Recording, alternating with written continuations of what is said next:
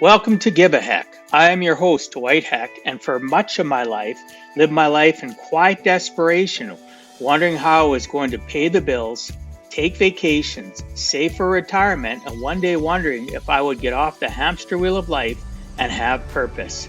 A life that most of society lives, which takes us to work, then home, then repeat, and pays us hopefully enough just to survive. The harsh truth that most live with more months than money and have no idea how to live life on purpose, not by accident. This ensures the mass majority are living not just financially broke, however emotionally and mentally as well due to financial pressures. In each episode, I will introduce you to thoughts, ideas, and guests that can help you to learn how you too can live life on purpose, not by accident. Good day, and welcome to Give a Heck. On today's show, I welcome Merritt Kahn. Merritt is the CEO of SELLect Sales Development, author of Myth Shift, Challenging the Truths That Sabotage Success, and co-host of the Smarter Sales Show podcast. Merritt is a certified emotional intelligence coach and a certified speaking professional. Since 1998, Merritt has worked with salespeople, entrepreneurs, professionals, and sales teams, teaching them how to stop selling and start selling selected by their ideal clients. Merritt in her spare time as a stand-up comedian, counting down, the days until she trades in her title single parent or empty nester. I'd like to welcome you to the show, Merritt. Thanks so much for agreeing to come on and share with us some of your life journey. Well, thanks for having me, Dwight. I give a heck. So let's do this. Let's do this. So, one of the things that I didn't really think about asking you, and since it's fresh in my mind, it was the last thing I said. You're excited for being an empty nester and being a single parent. How many years is that away? How old are your children? If you don't mind me asking. My son is going to be 19 on Sunday. And I dropped him off at college 2 weeks ago. So I guess I have to update my bio. Oh, okay. I'm official empty nester now. You're official empty nester. You know what, though? Not going to scare you, but I was an empty nester for 20 months. And then one of my 5 kids moved home because I was a single parent as well, right? But of 5. So, my son moved home after he moved out like a few weeks before the pandemic hit.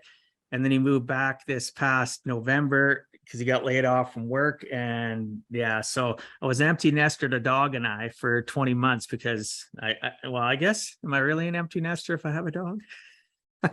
Yes, that is still an empty nester. Although that's still a lot to take care of. But no, I have a foolproof plan to make sure that my son doesn't live in my basement or you moved back. No. Not sure how much you want to know about my plan, Dwight, but I will tell you. I'm game. I'm game. I told my son the moment he moves out, there's pretty much a 24/7 naked policy in my house. So if you're comfortable with that, go ahead and move on back. And he sort of made a face and then he said, yeah, I'm not moving back. And I said, great. Awesome. I love that. I'm going to try that with my son. I don't think it would matter if it's a girl or a boy, eh? There's a weird factor. So there's a weird factor. I did tell him, though, now that I think about when he moved home, I looked at him and he wasn't even home for maybe 2 hours after we moved him back. And I went, darn, he goes, what's wrong, Dad? I can't walk around in my boxers anymore. I didn't say naked. I said my boxers, but hey, next time I'll throw in the naked part and see where it goes. Yeah, just go full on naked. They don't want to have anything to do with that. Me and my 50-year-old tire. I am fully clothed doing those podcasts though, just so you're clear. Okay. From the waist up, right? Nope, fully clothed. Okay. Oh. Yeah, listeners, it doesn't matter. Take whatever visual you want. So as long as you're making a visual, at least make me look like a supermodel. Okay, right on. Well, those listening, she is. We'll just leave it at that. Oh, thanks. Yeah, I like that. You're welcome.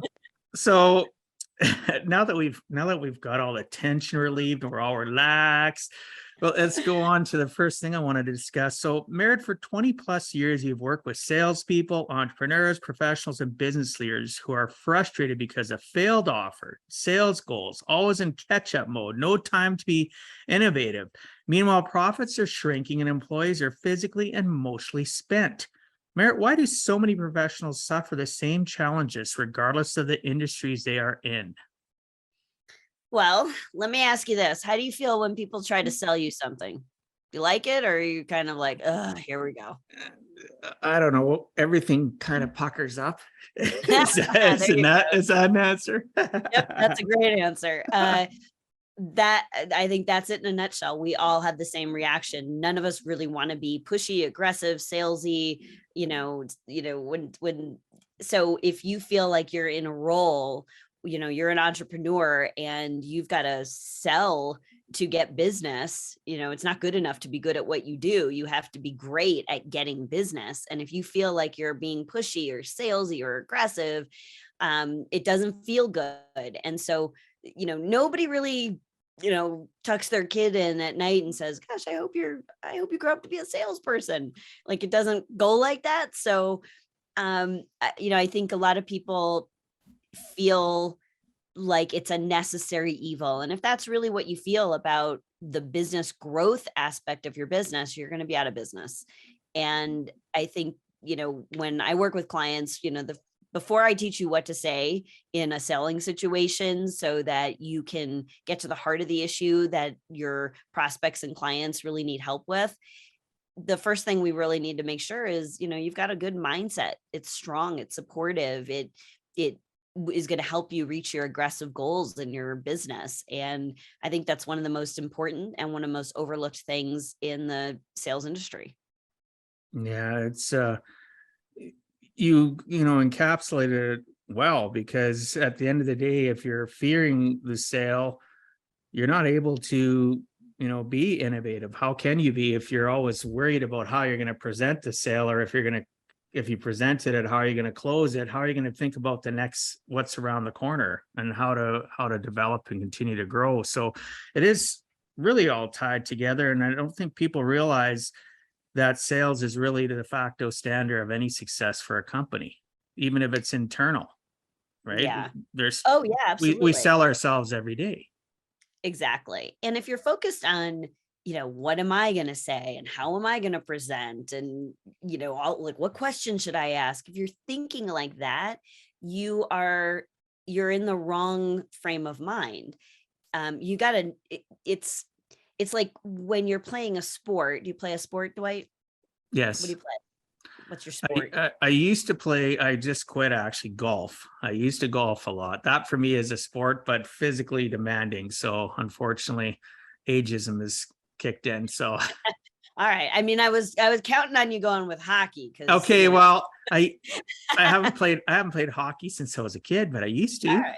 Does Anyway, that count? it doesn't really matter what sport you Yeah. would have picked. The answer is the same, Yeah. because if you go if you're in a golf tournament, as an example, the time that you're not sitting there going, okay, planting my feet, squaring my hips, taking the club back. You're not thinking about what you're like at that moment. At that moment, you need all of the training that you've done prior to that moment when you're on the tee to kick in and to be at that level of automatic competence. But if you're in the tournament thinking about the basics, you've already lost the tournament. Those things have to be standard operating procedure for you at that point. And I think that's where a lot of sales professionals, and the sales profession in general, right? Because the persona is, if you're good with people, if you've got that gift to gab, you're the life of the party, then you're going to be great in sales. Nope, doesn't work that way. It might be easier for you to start conversations with people, but you have to have the right conversations and the time to learn the questions to ask and how to really put yourself in someone else's shoes is not when you're in the conversation. That's game time. When you're on a sales call, that's the tournament. That's game time. You got to be ready. And so it's all the coaching and the practice and the the study that you do, not just on the mechanics of selling, like what you're going to say and how you're going to present, but also on how you understand human dynamics. And the first person you want to fully understand is yourself. You want to understand how your level of empathy or assertiveness is going to help or hurt you in that sales conversation. So I really do feel that the profession of sales would be a lot easier for people if they really fully embrace the fact that it is a profession and any professional needs training, coaching, study, deliberate study to be good in their area of expertise. Oh, absolutely. So I like how you tie the two together.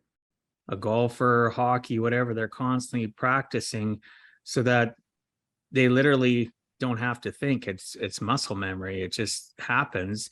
And in sales, I know myself, I've been in and around sales all my life. My father owned a farm equipment dealership, and people may chuckle that are listening to this, but farmers are sometimes the hardest people and hardest nut to crack because it's either raining too much, not raining enough, or you know what I mean, or the hails come. They're always got something to come up with, and to navigate through that. I used to listen to my father do it.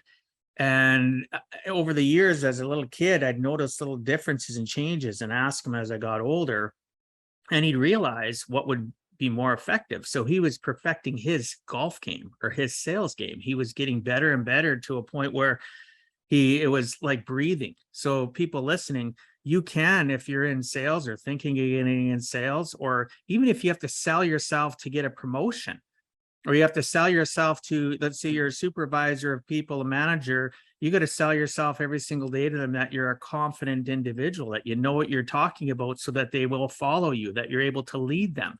You have to practice that. So Absolutely. I tell people all the time in sales, you know, are you watching somebody's body language? Become a student of human nature. Watch their body language. Look at look at how their shoulders are. Are they leaning forward? Are they stepping back? Are they nodding? Are they acknowledging you? Are they just, arms crossed and all stiff? Or is their tonality? What's their tonality like? Are they kind? Are they gentle? Is their tone go up and down, meaning they're actually into the conversation with you, into the story that you're spinning together? Because really Right. sales is work, it's working together. And if you're always a blunt force tool, I figure in sales, you might get a sale, but it's not going to be long. There's not a longevity in it. Would that That's right. be correct?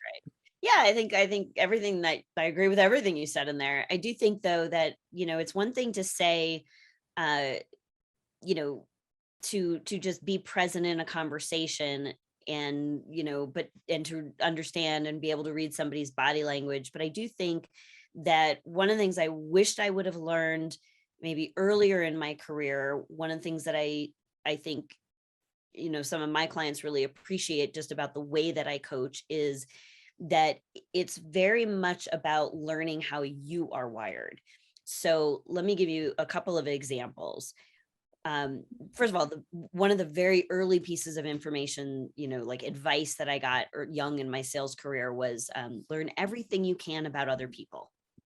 Learn everything you can about other people. Learn to read body language. Learn, behavioral styles and all these things.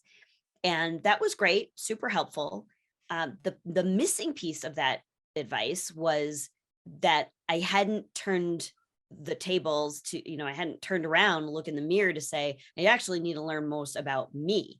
So it's my behavior styles. It's what is my body language saying to somebody else. It's what are the things that I can control, that I can better understand so that I can know how to adapt.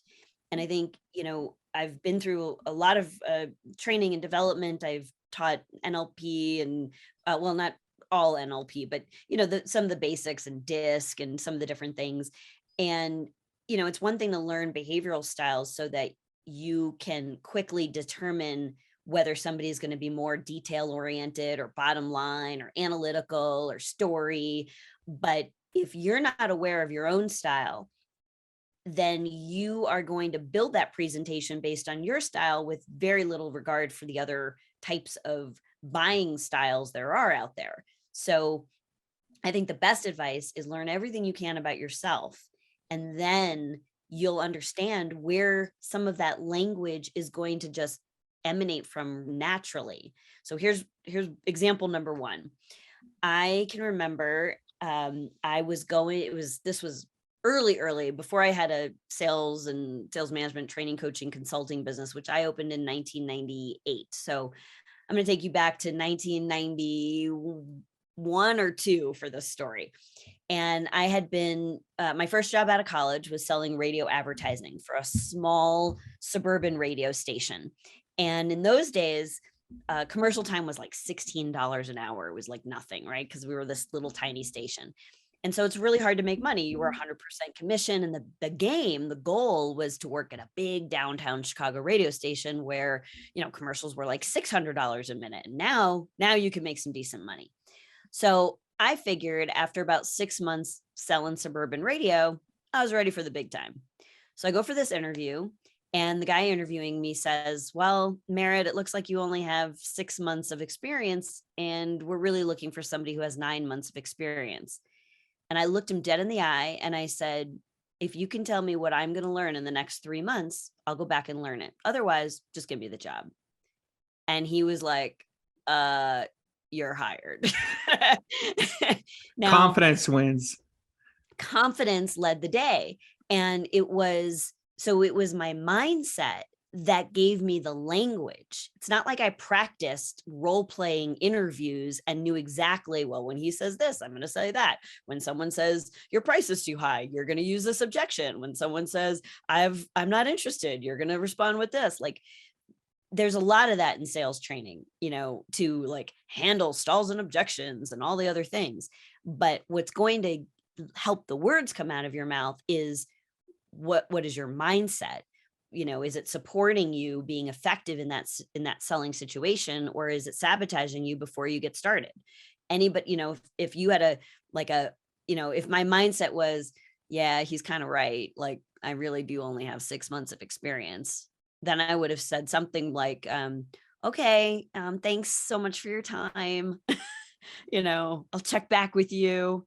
And I'd been stuck selling $16 commercials for another 6 months. So I'm just saying that check your mindset, check your beliefs, because sometimes we get these beliefs that were handed down from God knows where. And some of them we need to hand back. I literally call them hand-me-down beliefs, because they never really fit. They're like that sweater, that hand-me-down sweater you got from your cousin who's not even your size. And you wear it like it's yours, except it was never really yours. And so who said that's the right belief? Just return it and choose a new, more supportive belief that's going to give you access to the language that will make you successful. Yeah, it is so true though. Like you mentioned that things come from our past, or wherever it comes from. Our pattern and behaviors affect our confidence and our ability to, and you talked about objection handling. Well, it's so true. I know all the years of going through when I first started in the finance industry, and I was a brand new newbie 20 years ago, and they were going through objection handlings, and we'd role play with one another. Well, number one, that can help you understand the objection and be able to flow if somebody says something, and but you come across methodical, you come across the fact as being very structured and robotic. They forgot the most key factor is that people want you to relate and connect to them. They want you to be able to, as you mentioned, understand what type of person they are. But if they don't understand themselves, you're dead in sales. You really are. I 100% agree. You have to know your strengths, your weaknesses. I thought when you were talking about that, of the book, The 5 Love Languages, right? Not because it's about relationships, but we all have a love language. We all have a way that we want to be dealt with. And sales is so similar. Everybody's got a different stick. And we can't always think that everybody is who we are, even when we do figure ourselves out. So you brought up a lot of valid points. Once you do figure yourself out, you still have to make sure that you're analyzing the playing field and, giving a little bit out to the right field, to the left field, to the center field. Everybody's got to have a taste Because if you're so niched, I'm not saying you can't be niched down into sales, because you'd know that better than me. You can niche to one specific area, but when you're first starting out in sales, that's a kiss of death, in my opinion. You have to have some sort of a scatter shot. So until you figure out yourself and figure out who you're selling to and how they want you to communicate, because obviously you're going to correct some of that and add to it. But I see this all the time in my industry, brand new people coming into my agency and trying to communicate with them, and they don't know who they are, and I'm trying to help them figure out who they are. And I'm telling them sometimes, you know what, you just have to step into the fire and get burned. You have to do it, because if you constantly practice and think about it, you're never going to get anywhere. Yes. So I agree with much of that. But there was like a little piece of it that I think, there's another alternative way of looking at that. So I do think, I totally agree. Yeah. The more you know about how you're wired, the types of people you enjoy working with, right? The kinds of conversations you want to be in, that, you might have a product or service and everybody under the sun could use it, but there's a difference for you in going after the technology market. Maybe you love, like, personally, you get excited about new technology and you just love talking about tech and like it's your jam. But somebody in the services business, like pest control services, might also need the service you provide or the product you provide, but you don't like talking about bugs and you get the heebie-jeebies, and like, that's just, you don't want to know about the industry, you don't want to see a bug in your house, like, you're done. Like, that's just not where you gravitate. So I think in that scenario, it would be a little bit of a mistake to have a shotgun approach. And I might encourage you to, like, maybe not just solely focus on that one industry in tech, but maybe you pick, tech and a few like related areas where you've got, I don't know, it's more of a pinpoint shotgun. I don't know if that is a thing, but it's like, you're zeroing in on maybe a few niches, not just one. And that gives you the information that you need to make a solid decision about which area you want to really go full on with gusto. But I think, like, I could easily say, well, I'm a keynote speaker, and like, literally my message when I get up in front of a large audience is about having an open mind, and I do it with energy and humor, and it's interactive and people love it. And, it's perfect for anybody with, who needs an opening keynoter who's energetic and sets the stage for a great event. Like, who doesn't need that? But I know personally that I'm going to customize that keynote for that industry. And if I'm not interested in, like, learning about their industry enough where I'm going to be able to customize it and be excited about, being at their event and all of the possibilities for them, and then I'm not going to be the best fit. And I think that has helped me make sure that I'm in front of the right audiences. My audiences have our sales audiences. Those are my perfect audiences, right? Like, they're companies that know that they're in growth mode, that they're looking for new possibilities, that there's a lot of potential in their business. Professional services, like, it's a consultative sales process. So let me give you another way of looking at niching. It doesn't always have to be an industry. So think about, niching down into who your target market is. For me, it's anybody who sells something complicated, that requires an expert consultation. You can't just click here, buy now, or it's very custom. So all of those things are like my ideal client. So if you're selling widgets and you're selling them online and I could buy them for 3 cents less somewhere else, you're not my customer. I don't teach how to sell something like that. I'm sure there's great online courses, but that's not me.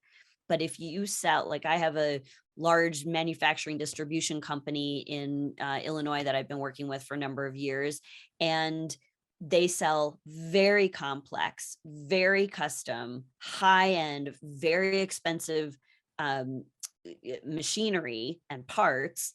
And I have to teach engineers how to have conversations with other engineers about how to sell their services and their products.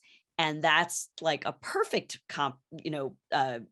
client for me, because it hits everything: custom, creative, consultative, and you can't click here by now. So that process, so that you speak of that, that's your perfect client and this is who your perfect avatar is and what you're looking for. How long did that take? Did you have to do the scatter approach? Did you would have had to have tripped and made some mistakes along the way? Fair. I think my scattered approach happened early, and it was more, it wasn't me going out and like deliberately doing a scattered approach to marketing my business. It was, I focused on speaking to business audiences like chambers of commerce, right? I'm going back to very, very early stages of my business. And in those those were mixed audiences. So I targeted on the business, like the Chamber of Commerce for the city of Chicago. I did multiple events for them. They marketed the heck out of it. And then there were businesses from like lots of different industries in the room. And from that experience, I could tell who was most interested in my services as a client after that.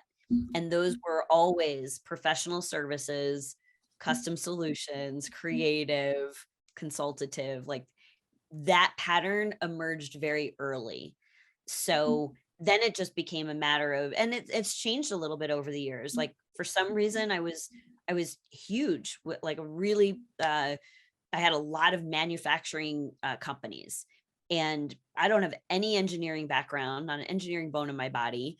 And I found myself working with a lot of engineering companies, tooling and die, and I was just like a lot of these manufacturing companies. And I learned enough to be able to understand their world, the sales process. I will never be an engineer.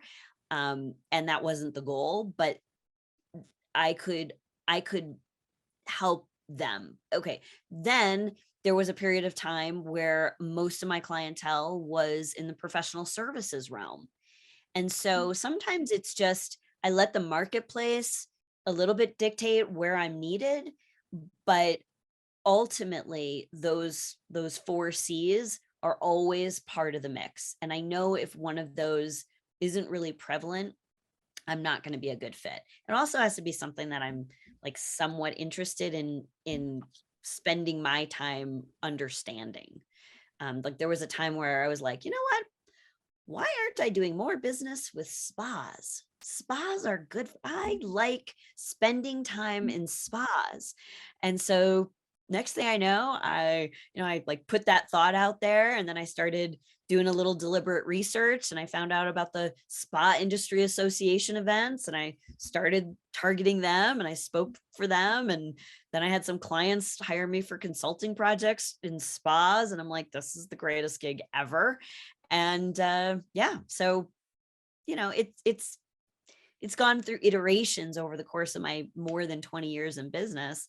But I think you want to really pay attention early to what are the common themes, even in different industry verticals. Yeah, and you got to know what you want is basically, like you're saying, you paid attention and went from engineers to spas, but you also talked prior about knowing, and I use the word avatar, knowing your ideal, what you want, knowing what Yeah. you are looking for. So when I talked about like a shotgun approach, it's somebody brand new, obviously, and trying to figure out and get their feet wet because they think they know what they want. I've seen people that are thought they were good in one type of sales and they're terrible when when they figured out their avatar or what they were wanting for themselves. they, prospered and blossomed in other areas. And I wonder how many people today are dropping out of sales, because it is one of the oldest professions in the world, and it's a very honorable profession, just because of the fact they don't have good coaching and mentorship. So, that's where somebody like you can come in to actually help them with their team of salespeople. Do you work on an individual basis with people too, or are you more of a group setting situation? I really have shut down recently the group coaching situation. I just find that I'm able to pinpoint a lot better with people, and that my clients tend to be so busy. They're high, they have high aggressive goals. They're go-getters, and they get a little impatient in the group coaching model, is what I've noticed. So we're actually taking that off the table. And so now really my ideal projects are companies where they hire me to work with their team. I'm like the best kept secret with their sales manager. I take a big load off of their plate by coaching them directly, because there's a lot of jobs that a sales manager wears. There's a lot of hats, right? There's supervisor, coach, trainer, mentor. There's a lot. And so I can kind of take a couple of those hats off their plate, and it really helps them zero in on the areas of the business that they're really uniquely qualified to do, which is more of the industry or business specific kinds of work, and I can do some of the sales stuff. So those projects I love when I'm working with a team. And then I have some, more, they're more, I would say, entrepreneurial. They're more either if they work for a company, they're on a very aggressive commission-based plan. And those types of people tend to invest in their own training and coaching development. And those have been great clients of mine over the years. There's people I've coached for more than a decade, not because they still need it, but because it's, we work together in different ways as the years go by. But it's just like, oh, I always need to have you on my payroll. Like, some people it's just like, hey, Merritt, I have this quick question. I just need to buy an hour of your time. And okay, let's do it. But because I've worked with them for so long, we can do that and cut to the chase. So I'd say that was a long answer to your short question, which is, That's okay. I work with teams and I work with individuals, but I'm definitely not the cheapest coach in town, and don't ever plan to be. So it's not a perfect fit for everybody. And I get that, but I think the thing that you get to at some point in your business, and everybody hopefully reaches this point at some time, where they realize that it's better to walk away from something that is really not a great match than to spend your energy with somebody or a company that really is not going to not poised to take full advantage of the opportunity. And I'm not just qualifying. So I think, just like I would coach my clients to qualify or disqualify their opportunities sooner in the process, I'm also doing that with clients who express some interest in working with me. And so sometimes I take the approach where I almost want to kind of like, not discourage them, but I want them to actually fight for it. Like, I want them to show me that they've got some grit. Because when you bring that kind of a mindset to a coaching experience, I 100% know we're going to get some good results. And sometimes you like the story when I got that job early on, like, that guy hired me because of grit and mindset. And I had a lot to learn at that stage of the game about the actual business of sales, or radio. I had the raw talent, the energy, the attitude that he was looking for. And he figured everything else he could teach. And I feel the same way. I can teach anybody. I can teach engineers, for God's sakes. I could teach anybody how to have a sales conversation. But I can't teach you to want it. I can't teach you to be all in. That's hard. Oh yeah, it's you brought up a lot of good information in regards to being connected to somebody in sales or coaching or whatever the case may be, if we don't connect to people and they aren't part of our tribe, we're better to walk away. If they're not part of our our energy level, it's a struggle. It's a grind in the wrong way. So you can have a grind in a good way because you're a hustler and you're going to grind and do what's best for your client, and they're going to work to do the same. They want to please you because you're pleasing them. Like, I like how you talked about the fact that you were working with a sales manager. You're making him look like a superstar, and they continue to keep you on. That's the smartest thing in the world.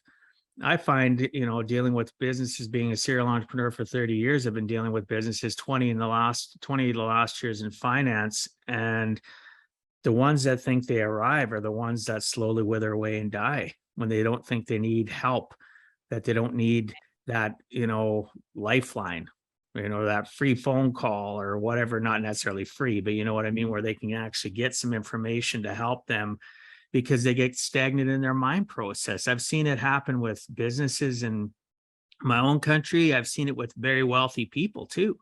They just wither away and die because they forget that they are not the de facto standard, that they can be replaced in whatever they're doing. And the person that's replacing them is usually more hungry, more driven, more on the pulse of what's going on in their industry. Their ears are on the railroad track.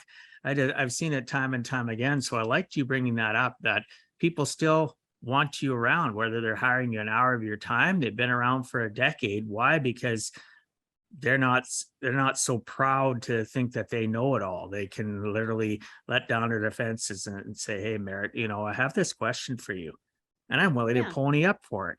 And you're not willing to reduce your rates, which is another thing that I talk about quite often with people. Like, why reduce your rates? If you charge for what you do $100 an hour and somebody else is charging 40 and you figure you're going to get more business if you drop your rates to 40, that's not how it works. You devalue yourself and you're going to attract those that realize you're worth 100, right? And plus you're gonna do the work for $40 and then you're gonna resent it there every step of the way. So never do that. Now, I will say, I was on a phone call earlier. I was coaching another speaker who's, kind of midpoint in her career.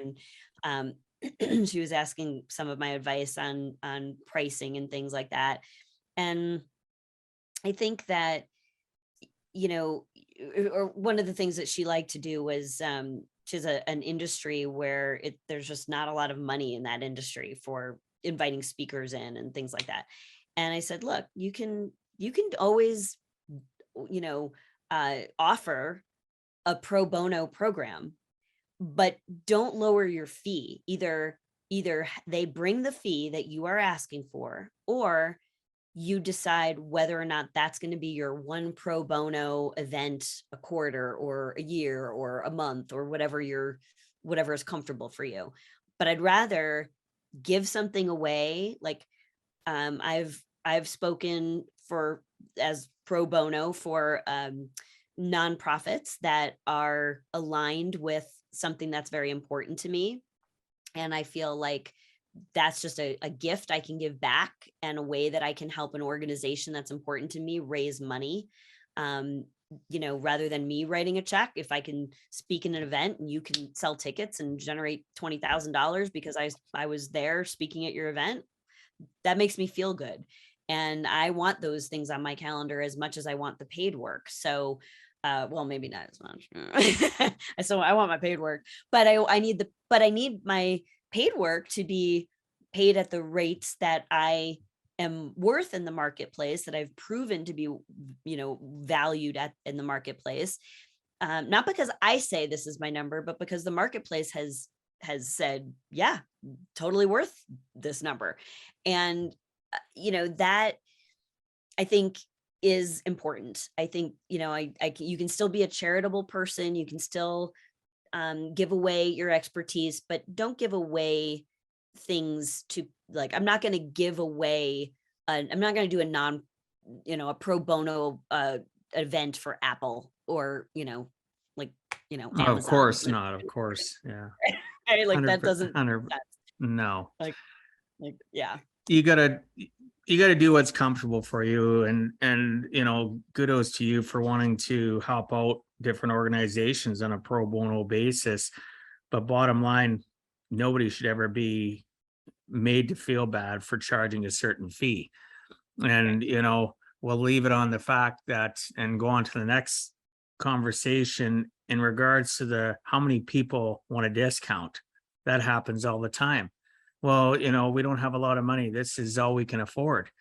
And I know a lot of speakers that have literally walked away from gigs because they're, it's who they are. This is what we're worth. This is, you know, I'm charging, let's say we'll use $5,000 and they're going to give me 3,000 and they want, well, we'll pay you full. I've heard it all. We'll pay you full next time. Right. Or, oh, come on, we've known each other for years. Give us a break. And you know what I mean? Everybody plays that emotional card or, boo-hoo, woo-hoo. Just be confident in the fact of whatever it is that you do, whether you're a speaker or a coach, charge accordingly, right? And move forward. You're going to continue to attract, the right people. And every single time I talk to people, they end up attracting enough people at their price point where they are better off.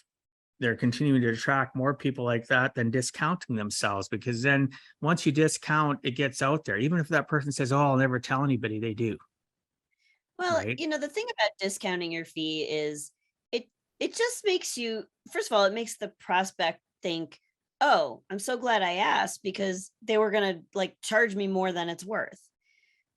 So I just feel like nobody wins there. They don't walk away feeling good. They walk away feeling like you were trying to hustle them. And you don't walk away feeling good because you feel like your value isn't appreciated. So what I like to do is, first of all, I like to point out in the speaking world, but this works with, all of your listeners, whatever product or service you're offering, there's multiple aspects to it, right? There's, let's say you offer a product. Well, is there a service plan that goes with that product? Is there, regular upgrades to your product? Are there, there's some other, is there a training program or somebody to come and build it for you, right? Like you could buy these shelf at IKEA, or you could buy it with somebody driving, delivering it and setting it up for you. Those are two different price points. And so somebody might say, well, the shelving unit is too expensive. Well, maybe it's too expensive with the delivery and the setup, but if you're open to it, you could pick it up and drive it home yourself and set it up, and that's a lower price point. So it's the same thing with speaking or any other, service or product. I, in my fee, I let them know, like, I do a custom video to promote your event. I have swag and a new book coming out. We can give one, at this price point, we'll give one to 100 people in the audience, or the first 100 people that register. I can give you, I can do a leadership breakfast with your executive team while I'm on site for the event, or we can do a post, webinar post event. And all of those things are baked into the fee. And if they say, well, the fee is too much, I can say, okay, well, that's, there's probably some things in here that maybe you don't need, or they're not appealing to you. Let's look at what we can take away. And then, if we could take away enough to get to the fee you want, like, great, win-win. And now they don't think, oh, she's discounting. I'm not discounting. I'm taking away services that would take me time, additional And time energy. and effort Yeah. to deliver. Right. So it's that way I don't feel like they're devaluing me, and they don't have to feel embarrassed for asking for a discount even. So, and then they actually get what they really want, and I'm fine with that. But also it's worked for me in reverse. Like, whereas maybe I would have gone in with a lesser program without all the extra bells and whistles, thinking, oh my gosh, well, they're a smaller association, they're not going to have the money, so I'm just going to pitch this, the keynote only. Whereas they really, would have been happy with the follow-up webinar or the series, or, they had a different budget for swag and gift items for their association members. So there's a lot of things at play. And I think anybody in any industry can look for those kinds of opportunities to add value and revenue to whatever you're selling now. And then, it's easier to take it away than to try to justify. Otherwise you're trying to justify your fee. And I just don't ever want people to be in that situation either. So you're offering them the Cadillac and they can dial it down to a little Volvo or Pinto or something small, and you literally make it so they have opportunity. I don't know if you've shopped yeah, exactly. I don't know if you've shopped for Volvos lately, Dwight, but that is not okay. Well, I'm thinking of the Volvos of the 70s where they had, those. That's Volvo is a luxury brand. Yeah. I know. Anyway, I realized as I said the word, I was trying to think of what car to compare to a Cadillac. But anyway, good for you though for being flexible. But bottom line, stick to your guns. This is what I offer. Oh, if this doesn't work for you, okay, well, we'll take out this layer and this layer. And instead of having a 7-layer dip, you're going to have a 3-layer dip, whatever. Yeah, exactly. It'll still be tasty. Exactly. I think though, there's an underlying principle to pretty much everything that we've talked about so far. And that is the idea. Well, let me back up. If I were to ask you, hey, Dwight, are you interested in working with me? What's a typical automatic condition response to something like that? Depends. I'd have to hear more information. I've got to find out more information, or I've got to sleep on it, or I've heard it all. And generally, if you go into a store and the helpful, friendly salesperson says, "Can I help you?" What's the typical response? No, that's fine. I'll look for it myself. Perfect. Thank you for playing along.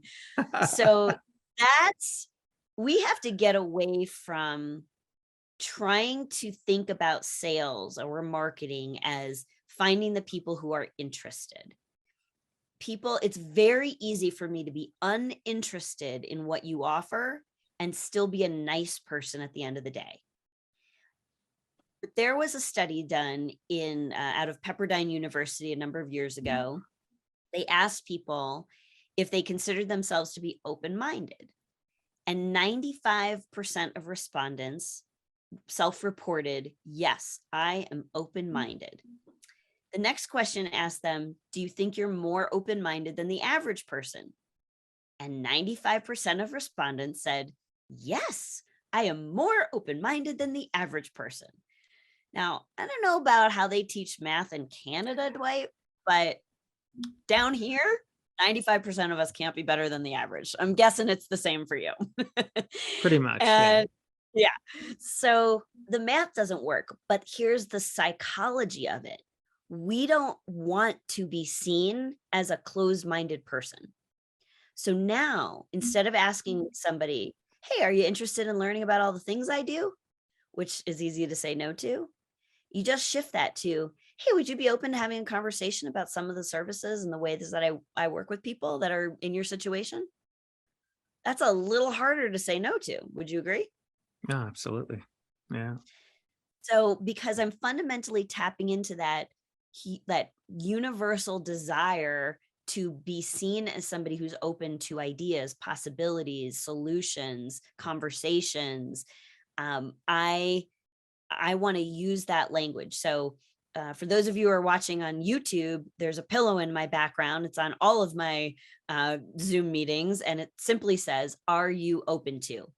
And I love it. I get comments on it all the time because, first of all, I'm looking at my own screen some of the times, right? When you're on a virtual meeting, you're like checking your hair and doing the thing.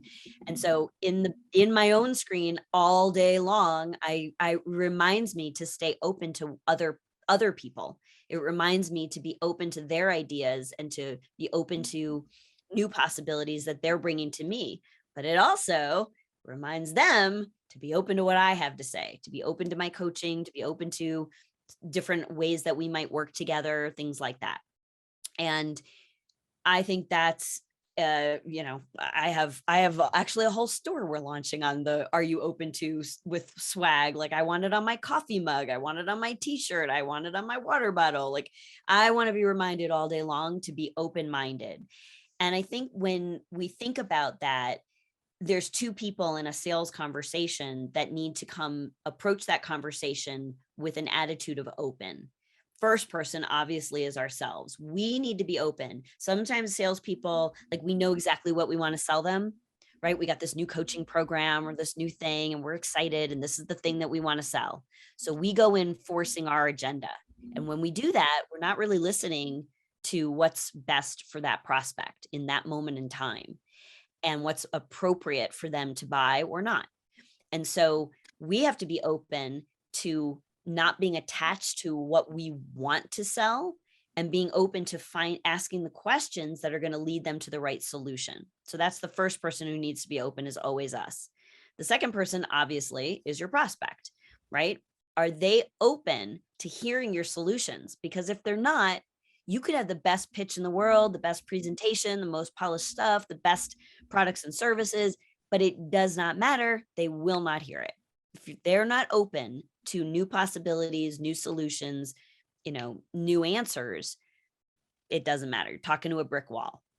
So the first step in a closed deal is always an open mind. And we have to remember that. And for years, I didn't quite appreciate the value of what it is to open someone's mind before I before I talk their ear off about how great this stuff is. Yeah, it's something that's simplistic, but is yet so been over complicated for so many people, right? They just automatically launch into sales before, like you said, realizing whether or not they're open to and receptive to what you're talking about. So I appreciate you bringing that up. Such great information. I got a couple more questions here before we wrap up. One of them that I'd like to ask you about is your system that teaches people to stay open-minded to teachings, and all it works on a system based on scientifically validated research called the Open for Business Framework. Could you please step us through the basics of this framework? Yeah, the framework is made up of 3 components. It's mindset, what you think; mechanics, what you say; and motion, what you do. So all 3 of those, most of the time, salespeople, when they have this idea like, oh, I know I want some training and coaching. And so they go out and they find a sales course or a sales book or something. And immediately it's about the mechanics of selling. What do I say? Someone says this, what do I say? What are the steps in the deal stages that match my CRM? Like, all of the mechanics of selling. But like I had illustrated earlier, the mechanics of selling, you could learn what to say, but the words won't come out of your mouth if fundamentally your beliefs aren't supporting that technique. So let me give you one other example, I think, that really illustrates well that particular component of the framework. And it's a universally shared experience. So I know we're all kind of over the pandemic, but it is a good example.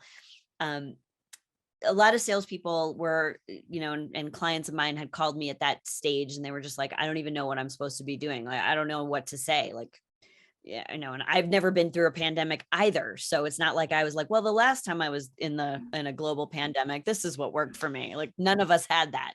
So I was, poking at different ideas just like everybody else.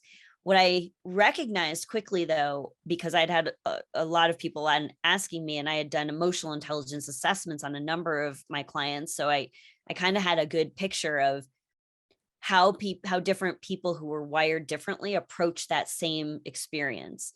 And so I had some clients that were very high on the empathy scale, but maybe not. We had been working on having them be more assertive, right? So if empathy is high and assertiveness is low, those people, their sales calls and that experience were kind of like, hey, I'm just checking in. How are you? This is so difficult.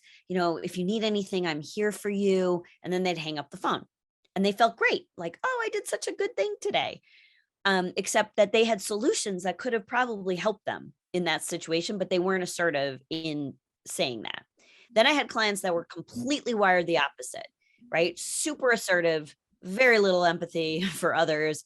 And their conversation sounded very different. It was like, hey, so where are we at with that, that proposal? And, the prospect would be like, I'm sorry, there's a global pandemic, sort of like surprised us all. Like we may need to think about this, like totally disregard for other people's situations, only thinking like, I've got my agenda. I'm going to assert. And so really what you want to understand about yourself is where you are out of balance. And so something like empathy and assertiveness is, I could teach you all day what to say, but until empathy and assertiveness are balanced, it might not occur to you naturally. And so by learning what to say, particularly in direct relationship to how to balance your own emotional intelligence wiring, that gives me very pinpoint coaching. That's, I think, what makes the way that I work with people very intensive, very custom, and very appropriate for them. So when you balance empathy and assertiveness, it sounds like, hey, this is difficult on all of us. How are you? Like, let me first check in and see how you're doing. And then if you're open to it, I'd love to talk about something that we actually can control, something that we actually can do to help you in a sea of all the things that seem to be out of our control right now. Would you be open to that? Now, that language is a great example of balanced empathy and assertiveness. But if I'm coaching you and I see imbalances like that, there's 15 attributes that we can assess for. And, we're looking specifically at the ways that those attributes play together and how they help or hurt you in a selling situation or leadership role. And that's a very, very specific way to get more results out of yourself that I don't see many coaches or consultants really focusing in on that level of detail. Yeah. So in other words, it's going to take some work. It's not going to be as easy as, because I know myself, I've discovered over the years, having coaches myself, that I'm very much an empath, and it's helped me, but yet it's also hurt me. Just like you were talking about, whether or not you're assertive or too much empathy, or you're not empathetic enough and you're too assertive. It's real. People listening or watching, it is real. It happens. I've been stuck in that rut where I was too kind. Not that kindness is bad. Kindness is king, but the right flavor and how much do you put on, right? How thick do you lay it on when you're being kind to somebody and being and empathizing for their circumstance? And when do you actually ask for the sale? When do you actually, it can be, I want to say it's easy, but I don't think personally it is. It takes some work. I'm not saying you can't overcome it. If you're a person that's an empath, I overcame it. I have an ability to communicate and build a relationship with people and do what Merritt's talking about, and ask the question in a way that it doesn't seem like you're non-caring, or that you're wishy-washy. You really don't. Why are you calling me? Why did you just waste 2 minutes of my time? Or, like, Right. so it is definitely, well, I guess it would be like we talked about, the scientifically validated research based on your open for business framework. You put a lot of effort into it. Obviously, those that want to learn more about it, reach out to Merritt. I'll make sure it's in the show notes. You'll be able to contact her and ask her about it and find out whether it's a fit for your organization and yourself, so that you can push forward and understand the dynamics of sales when it comes to when should you be assertive, when should you be empathetic, what's the right combination of both. I'm certain that Merritt will be able to help you out just based on our conversation. One of the things I wanted to talk about before we end up here, though, is your book. Mischief, challenging the truths that sabotage success. Please share with us at least one thing that a person can expect to learn and be able to apply from your book. Well, I wrote that book in 2016, and sidebar, I was married at the time, so don't be confused. My name is Merritt Kahn, Kahn, and that book was Merritt Guest, so that was my married name, and Oh, I okay. switched back.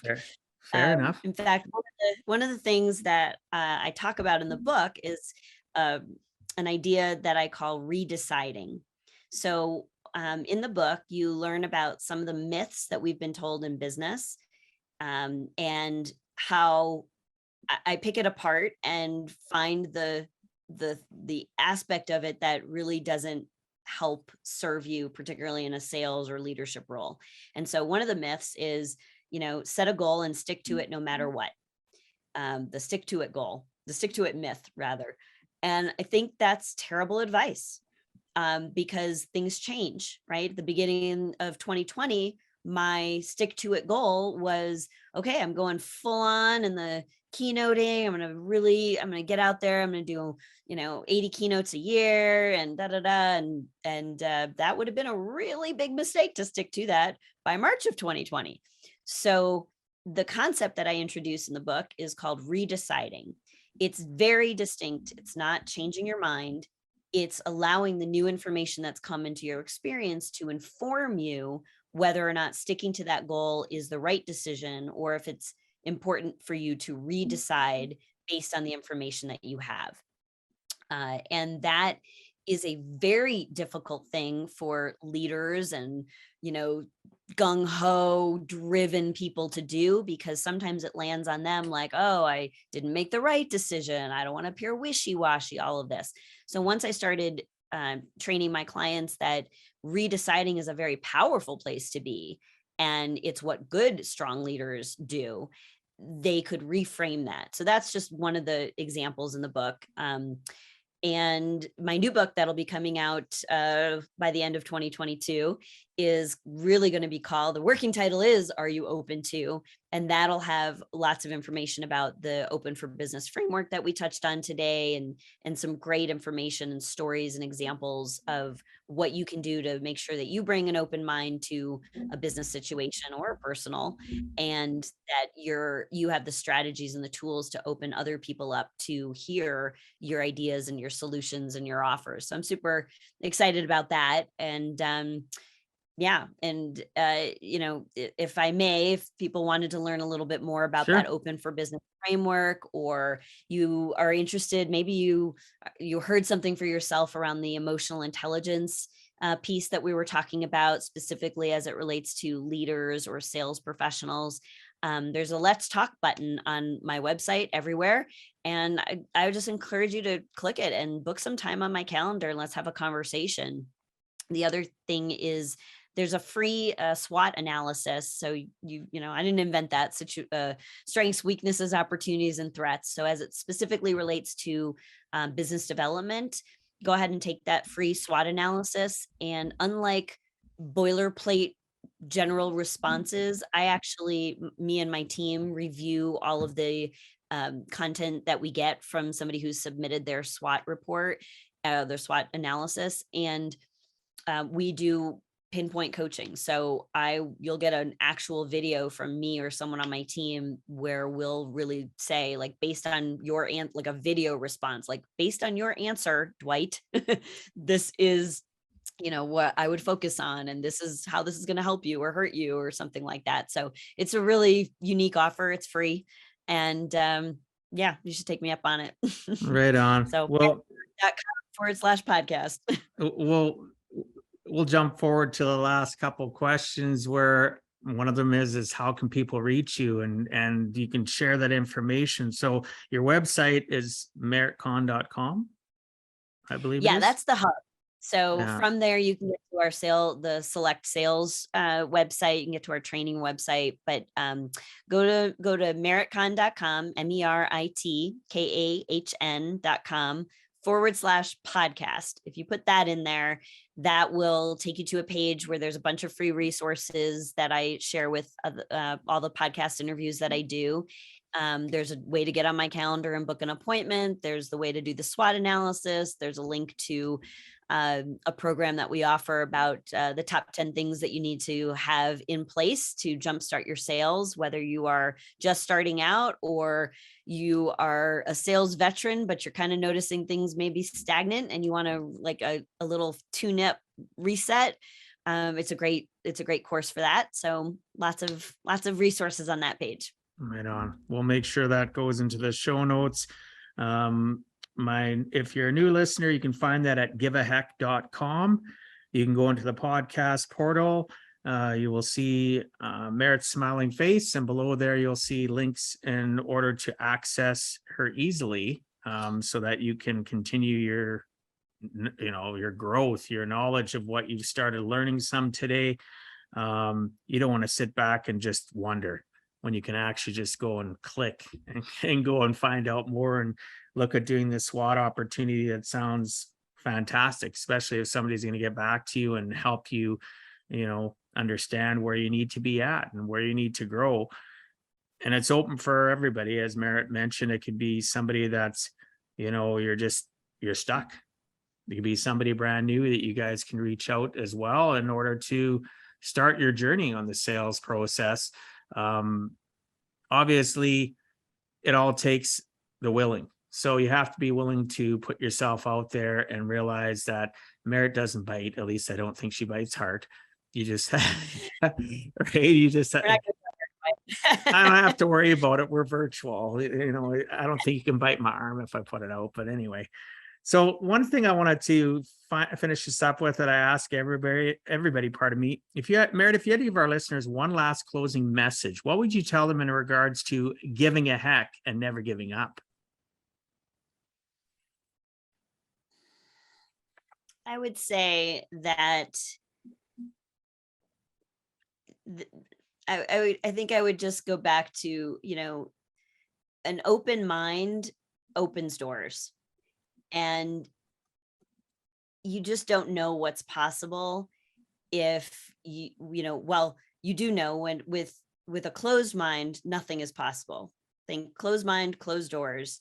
That's when you don't give a heck and you aren't open to the opportunities that could present themselves. But all you need to do is be responsible to bring an open mind to any situation, any conversation, and then allow what wants to happen to occur.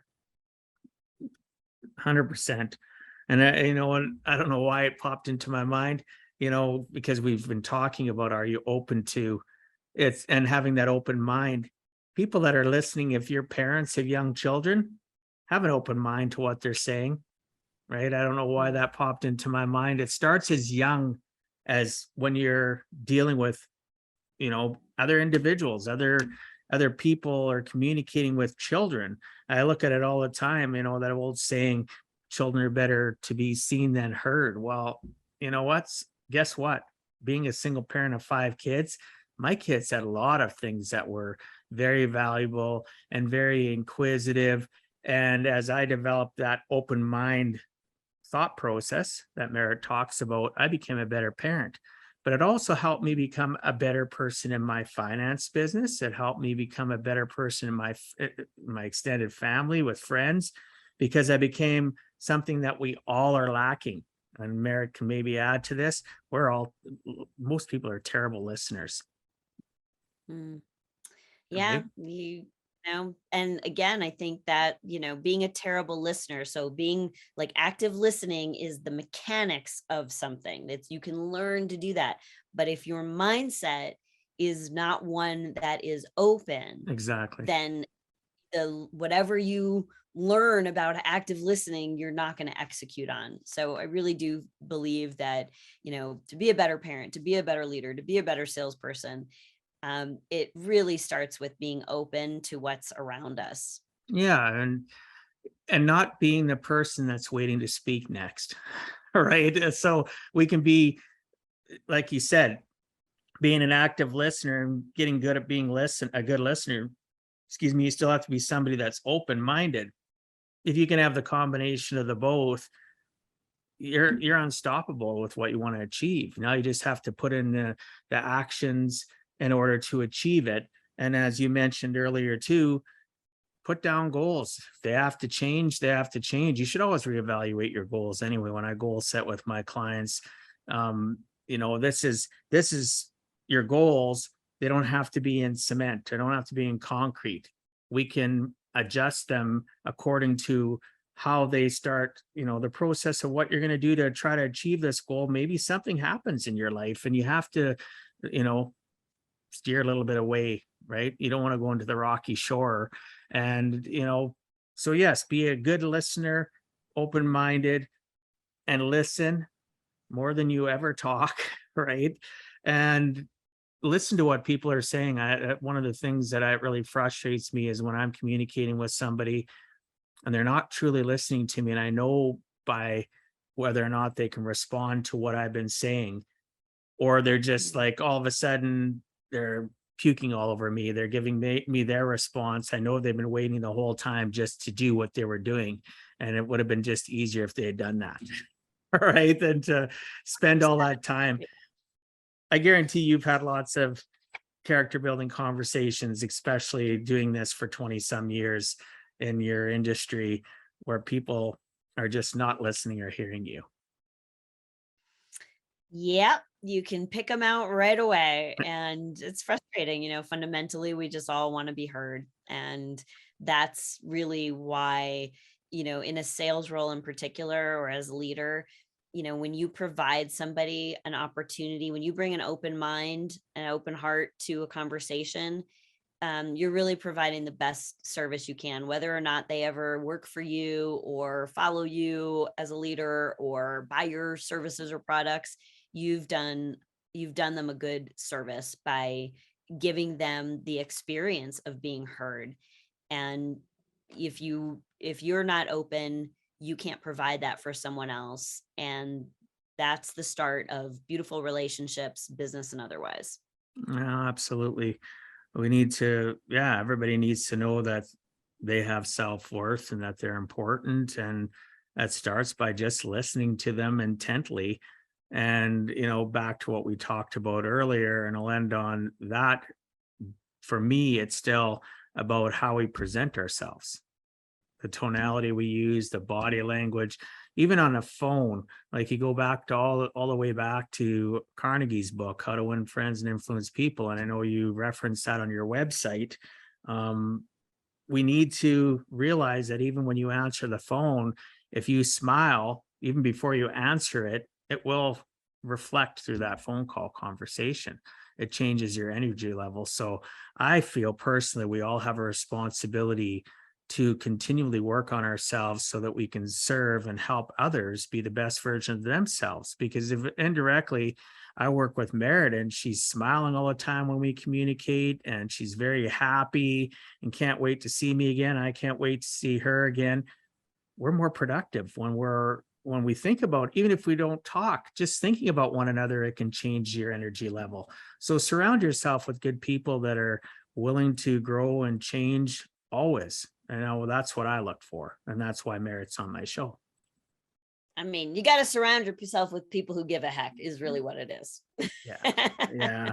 And I'm still working on that, well, it's I'm a working project till the day I take my last breath, and that's okay. All of us are.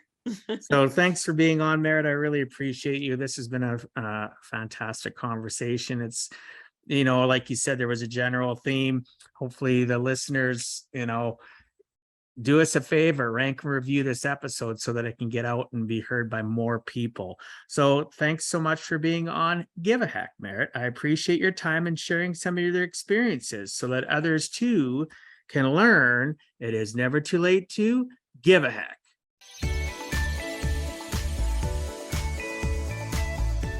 Thank you for taking time out of your day and listening to Give a Heck. If you find value, I'd appreciate you sharing with your friends and family so they too can learn how to live life on purpose, not by accident. So you do not miss the next episode, please subscribe on your favorite podcast platform, and please also post a review. I look forward to reading your comments.